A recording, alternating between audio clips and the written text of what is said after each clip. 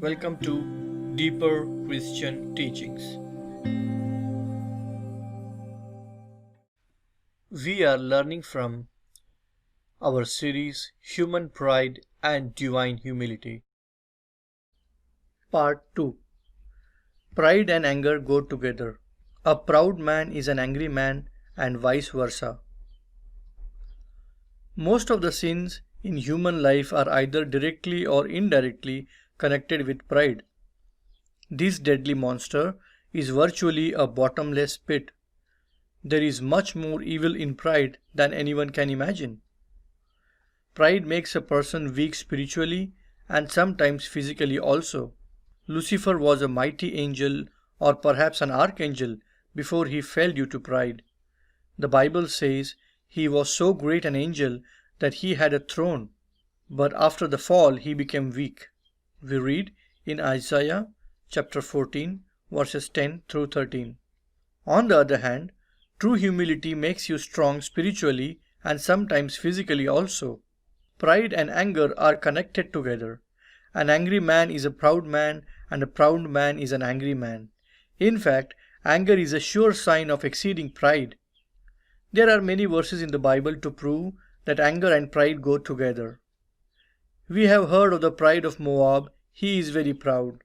His pride and his wrath. We read in Isaiah 16:6.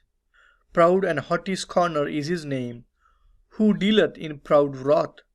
We read in Proverbs chapter 21 verse 24. Saul was angry with David many times because in his pride he could not accept David as the God-appointed king. King Uzziah was lifted up with pride and was very angry with the servants of God. The first man, Cain, who got angry, committed murder. Herod was angry and killed all the babies in Bethlehem.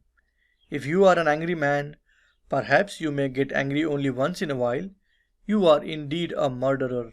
Once a Christian told a pastor, "Pastor, I love my wife, but when I get angry, I want to kill her." Most of the people who committed murder first got angry, and that led to murder.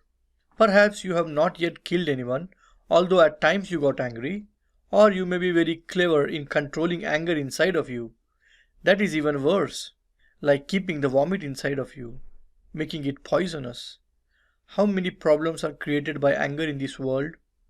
A humble person will never get angry or irritated. So many sins, including stealing, smoking, drinking, cannot continue in hell. However, the Bible says, an angry man will continue to be an angry in hell.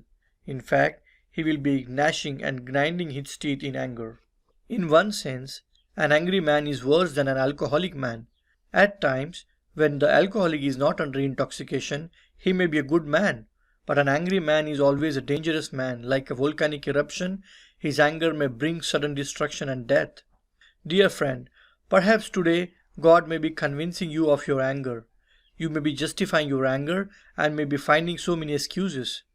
None of them are going to help you on the day of judgment. Anger is a spirit, an evil spirit. The Holy Spirit can dispel it if you cry out to God right now. There are a number of Christians who found wonderful deliverances from the terrible spirit of anger. Once that is gone, their lives have been transformed.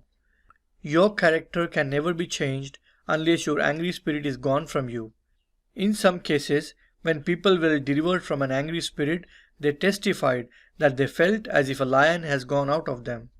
If you realize that your angry spirit is a demonic spirit, a terrible murderous spirit which has the potential to murder many, you will cry out to God from the depth of your heart. Then you will find complete deliverance and a wonderful peace will dawn in you. As light comes when darkness is dispelled, so will a gentle spirit fill your heart when the angry spirit leaves.